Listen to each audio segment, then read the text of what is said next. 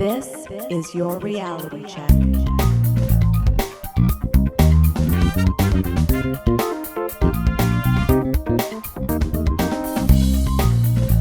Welcome to The Reality Check, the Canadian show that explores a wide range of controversies and curiosities using science and critical thinking. I'm your host, Darren McKee. Today we have an interview Pat and Christina did with friend of the show, Karl Mamer. We hope you enjoy. Until next time, think better to act better. Darren here. Actually, the introduction was not me at all. Pat created it using an artificial intelligence called 11 Labs in order to clone my voice. It was given about a 40-second sample from the podcast. Hi, Checkers. Christina here. Actually, that wasn't Darren either. It was an artificial intelligence clone with a bit more tweaking and data provided. Now, what do you think about that? What's up, cuboids? Adam here. That wasn't Darren, and it also wasn't Christina. Makes you wonder, what is true anymore? Okay, folks, Neil deGrasse Tyson here. That wasn't Adam. It wasn't Christina. It wasn't Darren, and this is not me. It was meant to demonstrate that people whose voices are out there, like me or people on podcasts, well, given enough data, a pretty good fake can be made. We'll talk about this on a future episode of one of my favorite podcasts, The Reality Check. In the meantime, enjoy the interview with Karl Mamer, and we will talk to you soon. I am producer Pat, and with me is Christina Roach. Hey, everyone. And very special guest, Karl Mamer.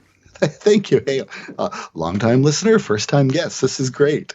Yeah, it only took us, 15 years to have you on, Karl? I know. And we are like fellow Canadians, and I'm practically just down the street from you.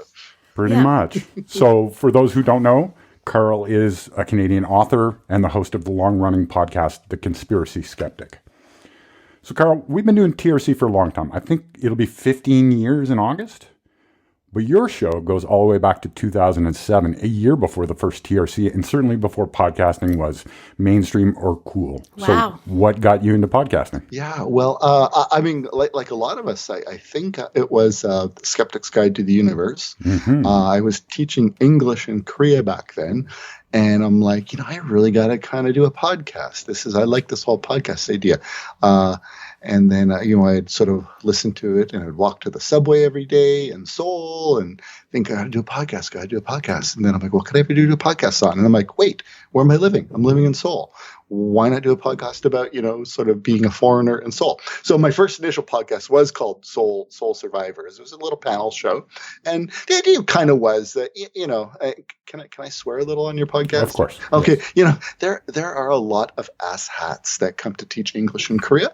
And we kind of wanted to just do a little podcast that's sort of like, you can come to Korea, you can have a good time, but don't, this is how not to be an asshat. So that was kind of what, Soul Survivors. And then after I sort of was wrapping up my Korea venture, I'm like, good golly, I would like to do another podcast. And then I had for a long time in the probably mid to late 90s, I was maintaining a website called The Conspiracy Arc, ARC-HIVE archive, and where I would just kind of archive all of the kind of conspiracy postings that would turn up on the old, Usenet news system, and they would sort of organize them and try to figure out how to organize them and sort of stuff like that. And then I'm like, why don't I just do a podcast on conspiracies? And at that point, SGU was Skeptics Guide to the Universe was kind of the premier skeptical podcast, and it was sort of like you could kind of get into the space if you found your niche. And so I'm like so I'll just do something on conspiracies, and then that's been my gig since about 2007. Wow. So you have about 100 episodes out. Sometimes you have several a month, sometimes a year and a half between episodes. So I guess it's safe to say you don't really have a release schedule. Yeah. Is that because you only do shows when you find some compelling topic or guest, or is that you have to carve out the time like we all do, and we know that can be really difficult? Yeah, a little from column A, a little from column B. Right. When I started the podcast, I was terminally single, but now I'm married, have a stepdaughter, 2 cats. Had a fish at one point.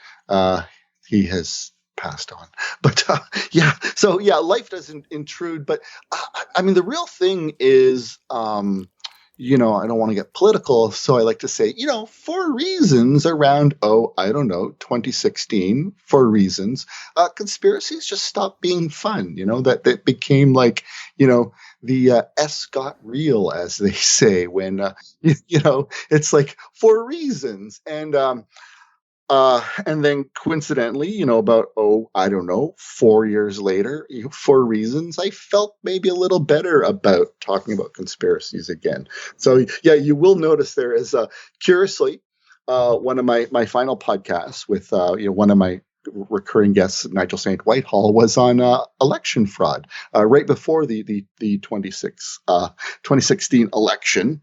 And we talked a lot about election fraud and stuff like that. And then, so I'm feeling kind of better. I think like a lot of us kind of maybe went into a bit of a funk for reasons around those years. So I can't say that, boy, I'm back, baby. But I am trying to sort of put out who's that guy? He does a history podcast. Dan Carlin? Yes, Dan Carlin. Like he puts out like one a year or something, and but then they're huge. They're 4 to 6 hours. Yeah. Yes, exactly. Like I'm on kind of the Dan Carlin schedule these days, I think.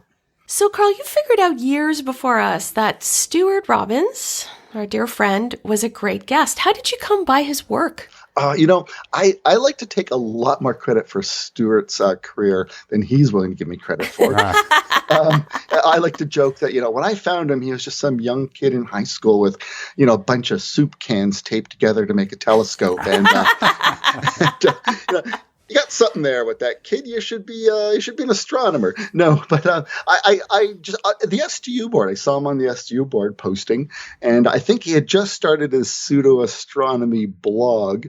And one of the things about my podcast is hey, Stuart's a bit of a celebrity these days in the podcasting realm. That will tickle his ego for sure. But Stuart was. Just poster and as I say on my podcast, I don't really I don't have any of the celebrities. My whole idea was that all the kind of dog-faced grunts in the trenches just doing skeptical stuff every single day. I thought, I want them on my show. And like I say, Stuart was one of us dog-faced grunts back then. But that was kind of my personal mandate, was to just sort of have unknowns and what is your one conspiracy you really love and it right. Backwards and forwards or hate, the one that really grinds your gears. Yes, exactly. There is a fine line sometimes between a conspiracy you really hate and one you really love. So. And you've had some really interesting guests, so I do listen to your show. And I remember you and I don't know if you remember, but you and I touched base about 7 or 8 years ago. I sent you a note because you had a lawyer on who was involved somehow in the Colorado shootings, and he was just a fabulous guest, so I had to reach out to you and say, really well done. Do you remember his name? Yes, Rich Orman. Yes. Yeah, he used to do a podcast called Dogma Free America. I think he was a prosecutor in Colorado, and he was working on the case. And he actually kind of just basically had to just stop his podcast when he was working on that case because it was like, the total. There was that guy that went into a theater. I think it was during the start of some movie like X-Men or something, and just killed a bunch of people in Colorado. Batman, I think. Right. Sorry. Thank you. Yeah. They all blend in together these days. But there's a bunch of chases and explosions at the end. The end. Please send all your hate mail directly to Karl Mamer. Yes, exactly. You're all a bunch of nerds. No. So no. Yeah. So Rich Orman, and once he kind of sort of wrapped up Dogma Free America, he mostly sort of disappeared from the world of podcasting. But he was gracious enough to sort of come on my podcast. He obviously, when the case was wrapped up and the guy was locked away and stuff like that, Rich was now sort of free to sort of talk about that. He had been on my podcast once before to talk about the Denver airport conspiracy, which was back then not a well-known one. I wouldn't say he broke the conspiracy, but he was being obviously in Colorado.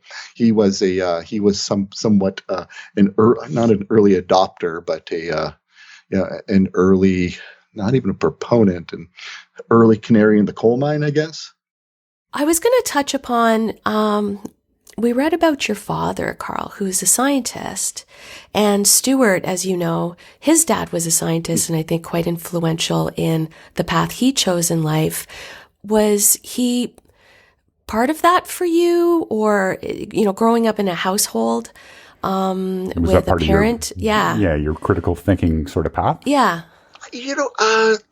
I never really thought about that. I mean, I will say, my father passed away, and unfortunately, Stuart's father passed away. Stuart's father passed away a bit more tragically than mine, but it's never fun losing, a father in any way. But I mean, obviously, when I was a kid, I was into, In Search of and Bigfoot and Loch Ness Monster. Me too. And my dad would always sort of be like, I don't think there is, and it wasn't like we kind of dwelled on, but when you're a kid, you're like, oh, come on, Dad, just open your mind. But for sure. I mean, obviously, my dad did give me a big sort of love of science and critical thinking and that sort of stuff. I mean, I did want to have him on my podcast. As hey kids, if you have a podcast, do have your father on before you lose him. So my one piece of advice to you, I did actually want to have him on as a guest at one point, because he went to California to review Linus Pauling's research. Linus Pauling was applying for a grant. Now you think a guy who, 2-time Nobel Prize winner, could jump over hoops and get the grant money he wanted, but nope, he had to line up, and he had to have scientists sort of look at his work. And my dad went down to California with a team, and they were super impressed by him. Who wouldn't be, by a 2-time Nobel Prize winner, even though he was a bit of a what they call the Nobel disease at that point. And they just looked at his research and they said, you're an amazing guy, but the evidence isn't here, so grant denied. Wow. I really wanted to get that story on tape, but I did hang on my wall. You can't see it, but just to my left is one of his papers on ascorbic acid, and he signed it to Karl, Linus Pauling. I did ask my dad, get me his autograph, Dad. So, wow. That's really neat. Amazing. So I guess when my dad sort of did it, he was in a room with some people, and then he's like, obviously he can use, could you sign this for my kid? At that point, the dam broke, and then everyone else was kind of like, well, if you're giving him an autograph, could you give me one too? And people started lining up for autographs by him. But Okay, Karl, so you've written a new book called The Skeptics Book of Lists, which came out last year, I believe. And maybe you can tell us a little bit about your thinking for the format of the book. It's not typical. Yeah, well, it's the Skeptics Book of Lists, as the name implies, it's a book of lists, and people of a certain age don't need much explanation, probably because they had encountered the Book of Lists. It's almost like sort of saying the Guinness Book of World Records to some people. But back in the late 1970s, early 1980s, this sort of family writing team started writing. It was called the Book of Lists, and the Book of List 2, Book of List 3, and it was just like a book of lists. And though that sounds sort of boring, it was pre-internet. It was just this fascinating compendium of completely random knowledge, and 10 people who died in a bath, and 14 philosophers who were mama's boys, and it was incredible, and it was sort of our version back then of web surfing. You just flipped to a page and looked at something and went, who's this Rasputin character? And so I kind of wanted to kind of recapture that, but as a skeptical book. I started working on a book before COVID called The 20 Greatest Canadian Conspiracies of All Time. You can have my health card when you pry it from my cold, dead hands. The idea was it would be kind of an introduction to Americans, our American cousins, who were always like, I'm going to move to Canada. Like I always think Canada is this escape hatch to sanity for many Americans, this escape pod to sanity. Yeah. So kind of an introduction to Canada, Canadian history, Canadian politics for our American cousins, and kind of like, we are kind of loony up here too, even if we kind of maybe just shave off the extreme ends, right? And do it more politely. Yeah, exactly. So say sorry a lot. Yeah, exactly. So it turned out to be a lot more research than I could sort of devote. And then when COVID hit, I was sort of like, working from home, and I don't have an hour commute in the morning, an hour commute at night. And then I'm like, what the heck do I do with my time? And then I'm like, I'm just going to write a book. And then the whole book of lists idea. I'm just going to write a book. Exactly. As I say, I don't want to join that cult of old grumpy men at McDonald's, and so I just think going to write a book, and it's got a skeptical book, and then the whole book of lists format. Just I'm like, this is a really easy thing to write because I can just write a bit about Bigfoot. And if Bigfoot gets boring, then I'll just work on something about UFOs. And if you ever think about writing a book, then it just, my advice is just start writing, write a little bit every day. And after about 4 months, it starts to look like a book. Right. Well, you say it's easy, but I'm not kidding. This book is wildly comprehensive.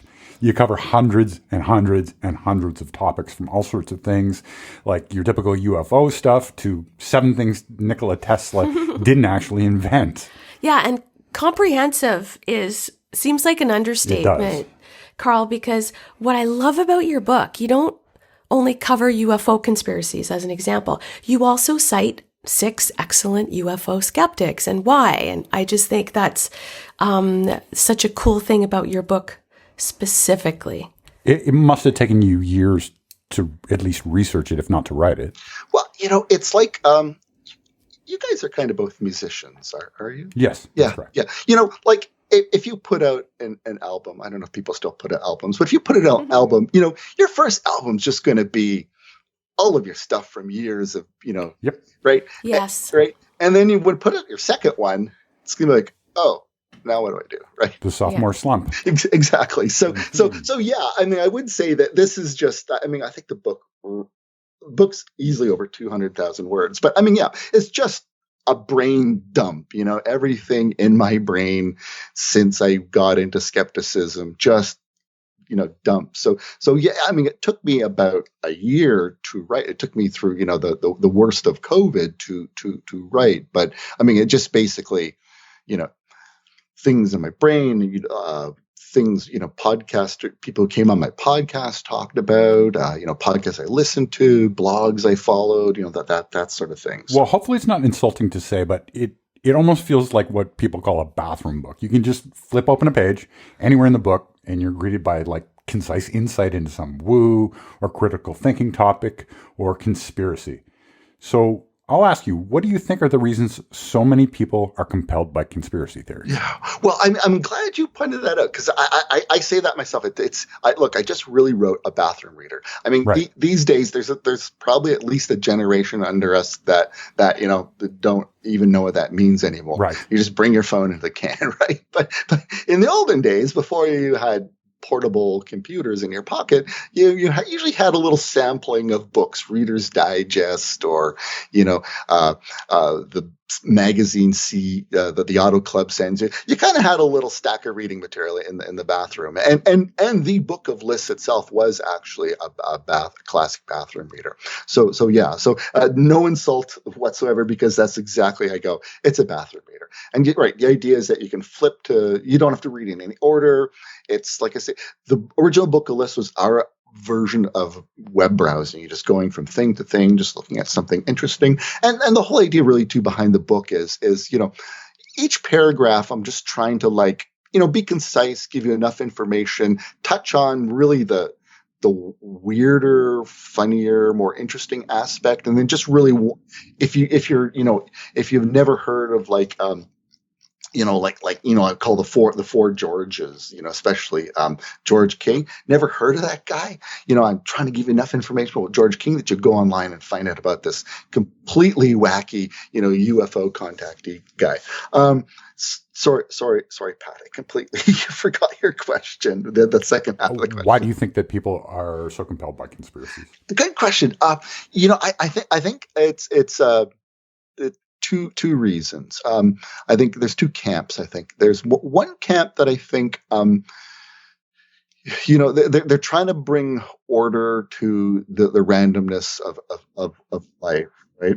I think I call it the narrative fallacy that in randomness, we want to put together this convenient narrative. You see it a lot. It's like World War II, it's like, and then of course Churchill did this, and then Roosevelt did this, and then they did this, and it was all very logical. And from hindsight, it looks like these were incredibly wise men that saw further, but they were probably just scared and had no idea what they're doing. Were making a lot up as they went along, but we like to apply that kind of that narrative to these kinds of events and to randomness, and I like to give the example is I think you guys are homeowners. We are. Mm-hmm. Okay, right. And I don't know if your mortgage is coming up for renewal, but my mortgage next month. It is, yeah. Exactly. And my mortgage is coming up for renewal. And that there's some anxiety there. Like, oh, there's some useful money I can't have anymore. And if you can kind of like package up that anxiety and find, a one target, like you and I cannot control everything going on in the world, right? But if we think we can control it, if it's like a bunch of gnomes that are living under the Eaton Center, and if we just sort of organized a group of stout and burly men and just took on those gnomes, life would be good. So I think there's a group of people that just find it comforting that even though it's somehow terrifying, there is this incredibly powerful, evil, uncaring conspiracy out there. It's just one target, Right. Not saying necessarily you go out and shoot somebody, but if you can rally the army of light to defeat these people, then your life will be perfect, Right.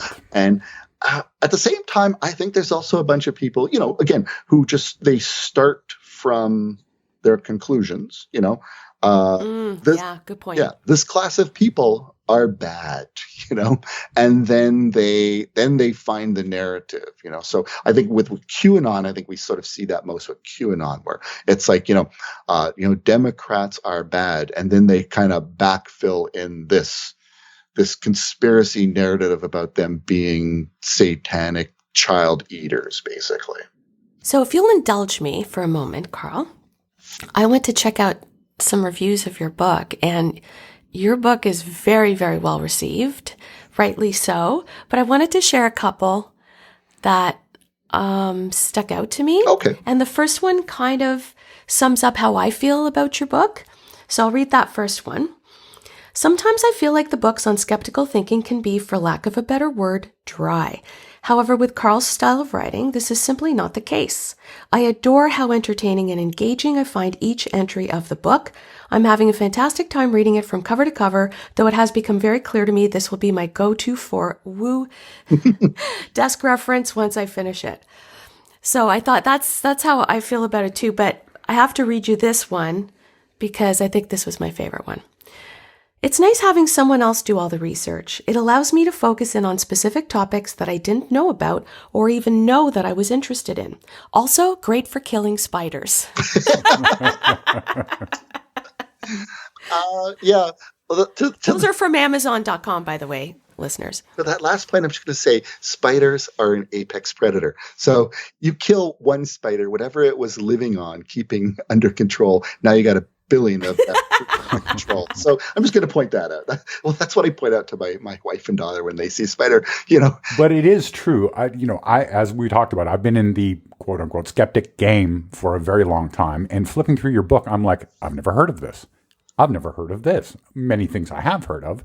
But for example, you brought up the Denver airport conspiracy. I've never heard of that. Yeah, me too. What is it? Oh, wow. Okay.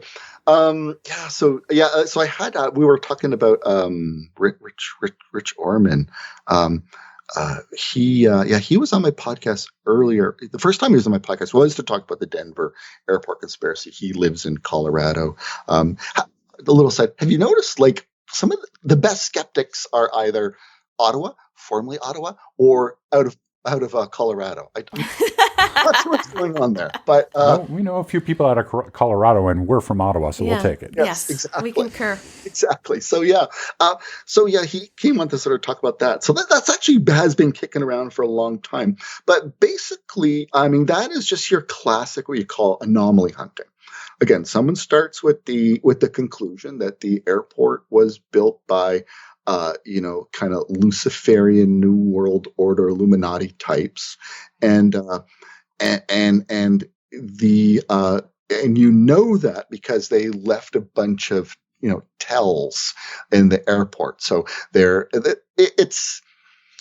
it's a like a lot of airports built these days. It's they have a lot of art and public art, especially when it's like, hey, we're going to spend $18 billion on something. Then people are like, okay, well, we want to peel off maybe 20 million of that for local artists. As artists, it's kind of nice that someone's thinking of you. And You have a captive audience at the airport too. Exactly. So I mean, there's a lot of like if you've never encountered the art of Diego Rivera, a lot of the art is in the style of Diego Rivera, and it just looks weird, right? And there's like what was it like there's like Navajo writing, and again, if you've never seen Navajo writing, it just looks weird, and so people just sort of decided that all of this, I can't explain it, therefore I can explain it if I decide that it was built by the Illuminati as just not an airport, but beneath the airport now there are tunnels, and there's this whole my goodness. there's this whole mythology of there's this massive underground transport system all across America where they variously shuttle people kidnapped by space aliens, the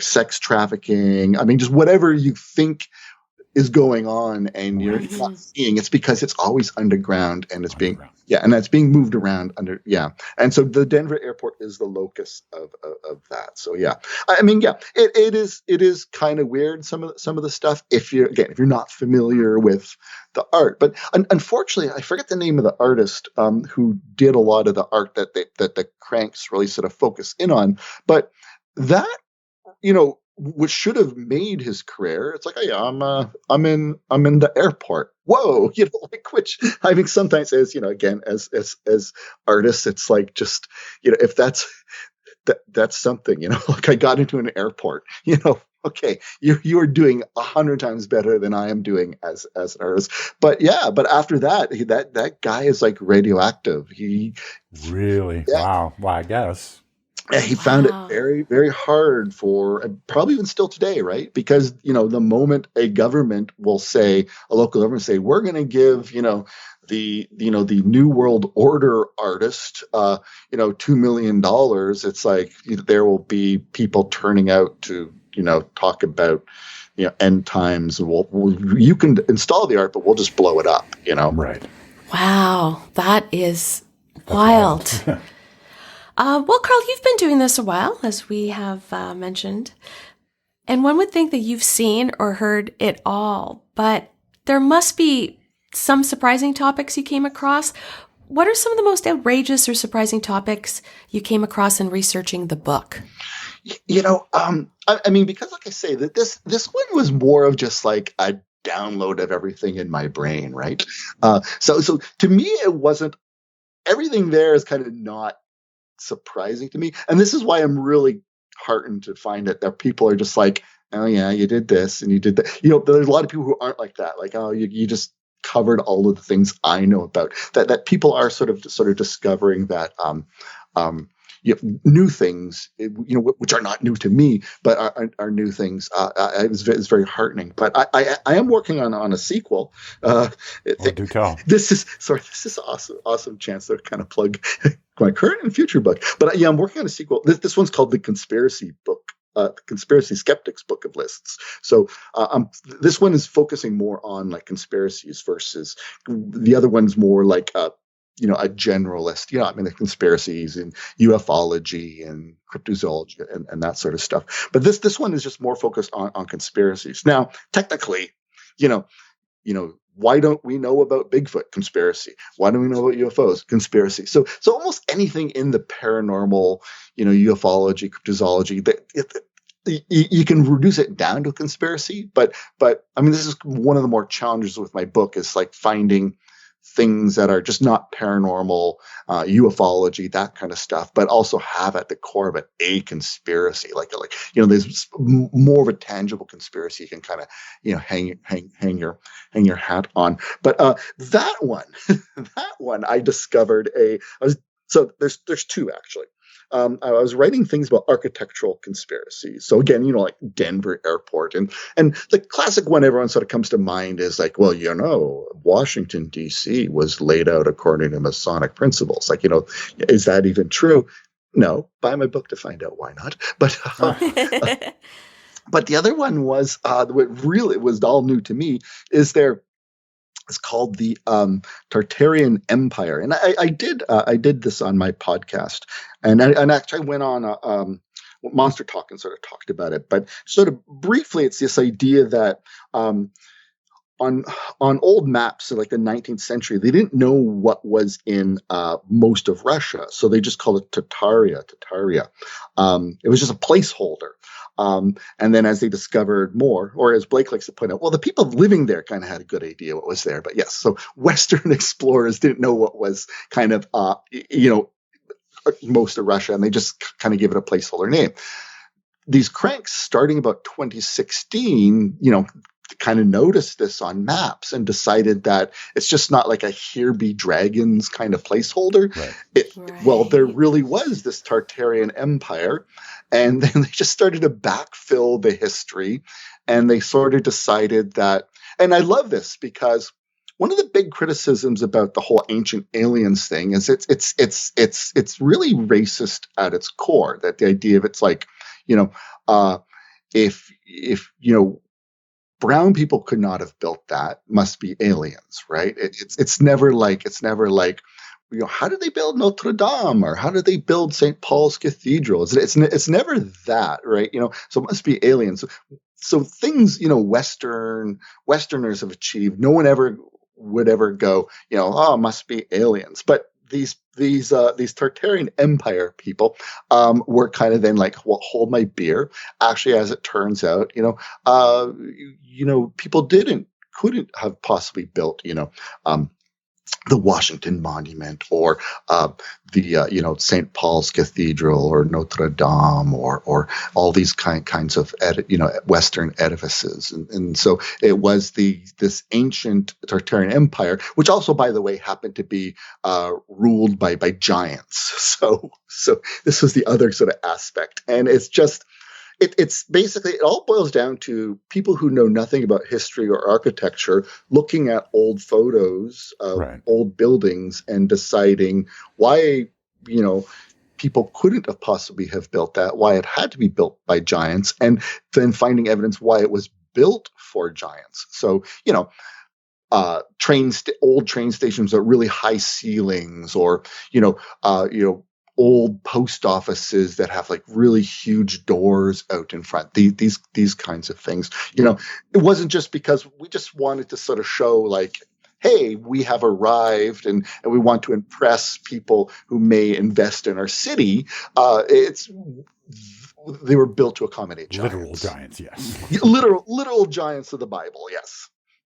So let's give away a copy of the book, Karl.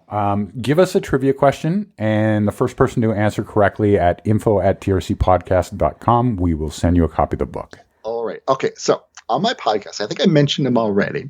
I used to have a fairly regular guest he went by pseudonym Nigel St. Whitehall. He was the one that was talking about election fraud, and he did this one really fascinating podcast about during the Falklands War. The Argentinians claim they sunk one of the British carriers, and that's a pretty hard thing to hide, a sunken carrier. Mm-hmm. And he did a couple others, but fantastic guy. Went by the pseudonym Nigel St. Whitehall. He did eventually start another podcast, and he went by his real name. So you can, so I'm not betraying his confidentiality. Right. But yes, will take you a little bit of research. So figure out the name of Nigel St. Whitehall. Now, one hint I will give you. He did another podcast with a skeptical author named Sharon Hill. That might now make it too easy, but yeah. Karl, thank you so much for taking the time to chat with us today. No problem. Thanks for having me on. Let's not make it another 15 years before we do it again.